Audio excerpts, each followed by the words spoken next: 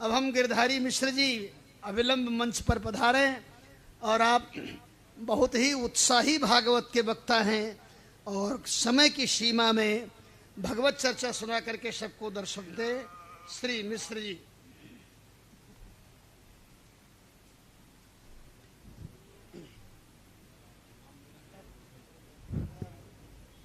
पुरुषोत्तमो धर्मनियशौ रामाय तस्मै नमः। सन्नो मित्रः संवरुणः सन्नो भवत्वर्यमा सन्न इन्द्रो बृहस्पति सन्नो विष्णुरुक्रमः।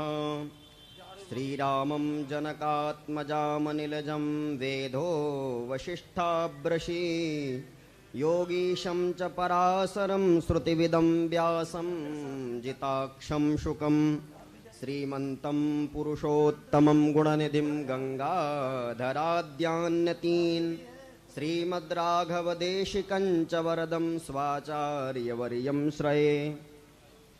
अत्र समुपस्थितान् सर्वान् मूर्धाभिषिक्तान् आचार्यान् यथा योग्यं साम्रेडं प्रणमाम्यहम्।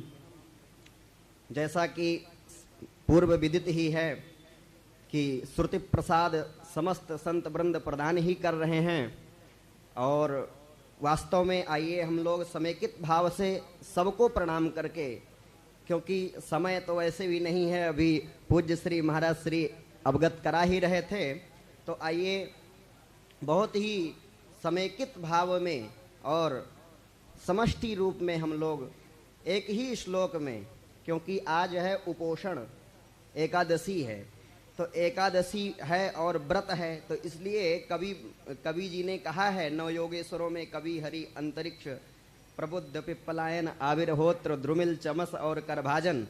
तो इसमें कवि जी कहते हैं एवं व्रतः स्वप्रिय नाम कीर्त्या जातानुरागो द्रुतचेत्त उच्चैः हसत्यथोरौदितिरौति गायत् उन्मादयति नृत्यति लोकबाह्यः।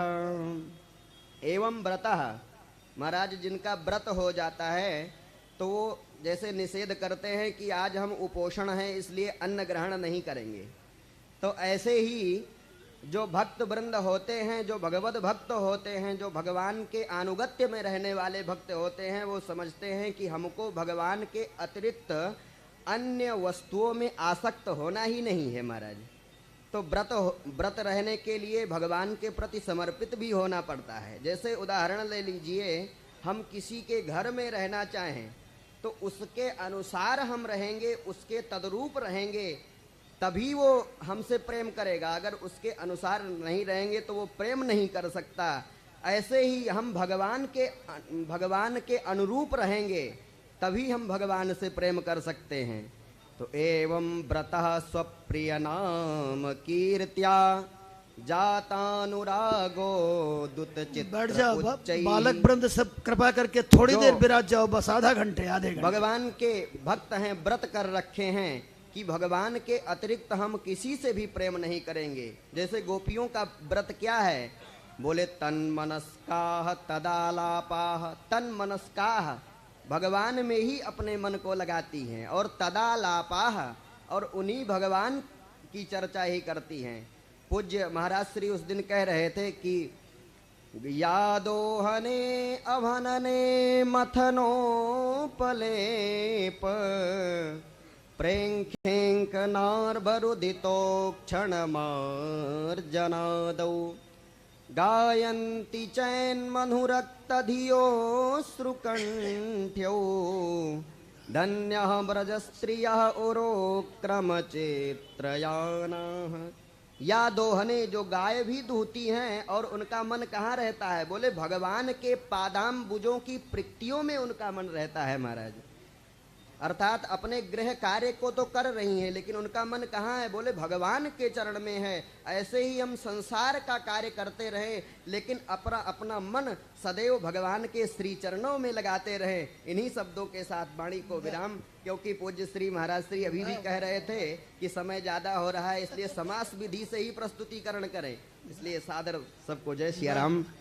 समस्त संत वृंद को के पादाम्बुजों में प्रणति करते हुए अपने वाणी को विराम देते हैं। जय सिया राम। गुरुदेव भगवान की जय हो। बहुत सुंदर, बहुत सुंदर। वाह। अहोति धन्या ब्रजगो रमन्या स्तन्या मृतम पीत मति वते मुदा। सुखदेव जी गदगद हो जाते हैं वृंदावन को देख करके। हम प्रार्थना करेंगे आचार्य श्री विनोद जी महाराज से रोकड़िया हनुमान जी महाराज के यहाँ से आए हैं, और आप निरंतर श्रीमद् भागवत की कथा पूर्वांचल में कहते रहते श्री राम की कथा, लेकिन समय की सीमा है और समय की सीमा में ही आप प्रस्तुति करके हम लोगों को धन्य करें। और सब लोग बैठे रहिए, यदि समय रहा तो ये हमारे जो विद्वान है जो कल बोले इसलिए संकोच लग रहा है, क्योंकि अभी जो आज तक नहीं बोले हैं उनको तो जरूरी हो।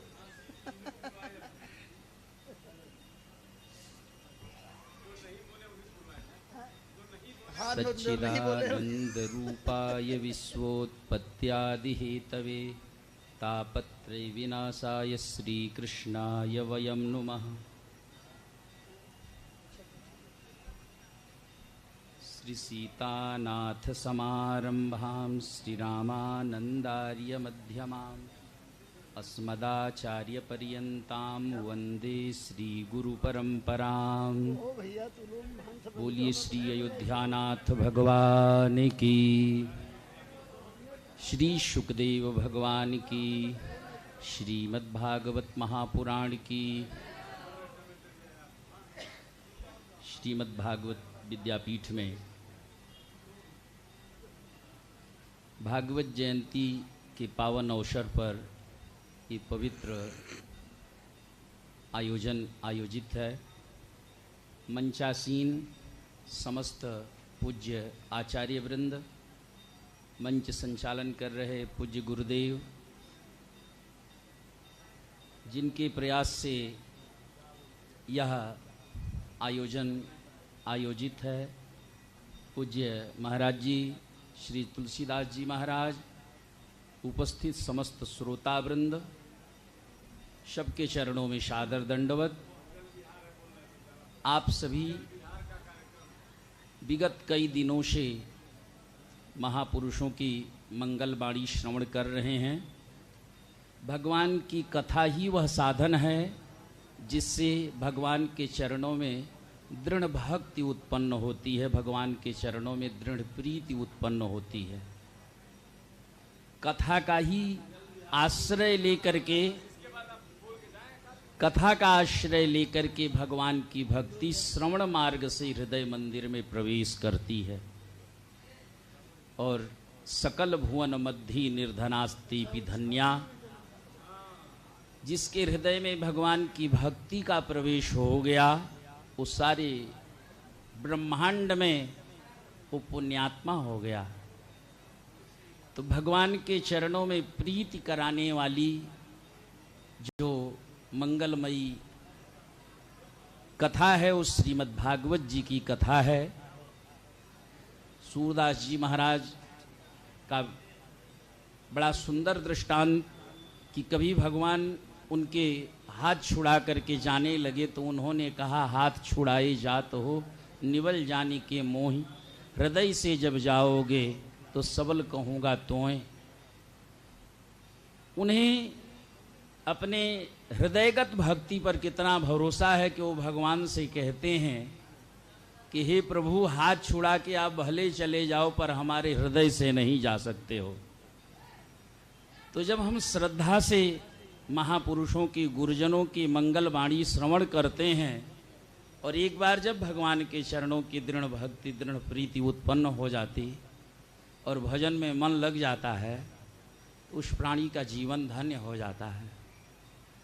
और जिसके हृदय में भक्ति आ गई उसके लिए संसार में कुछ भी दुर्लभ नहीं है।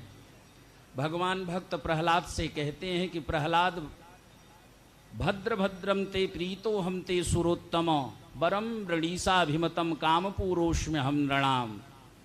कि हे भक्त प्रहलाद, हम समस्त मनोरथ पूर्ण करने वाले हैं, मांगो तुम्हें क्या चाहिए। तो भक्त कहते कि अहम तो काम त्वद्भक्ता, हे प्रभु मेरे मन में तो न पहले कोई कामना थी न आज कोई कामना है, और आप देना चाहते तो अपनी दृढ़ भक्ति प्रदान करो। यदि राशि समय कामान वरांस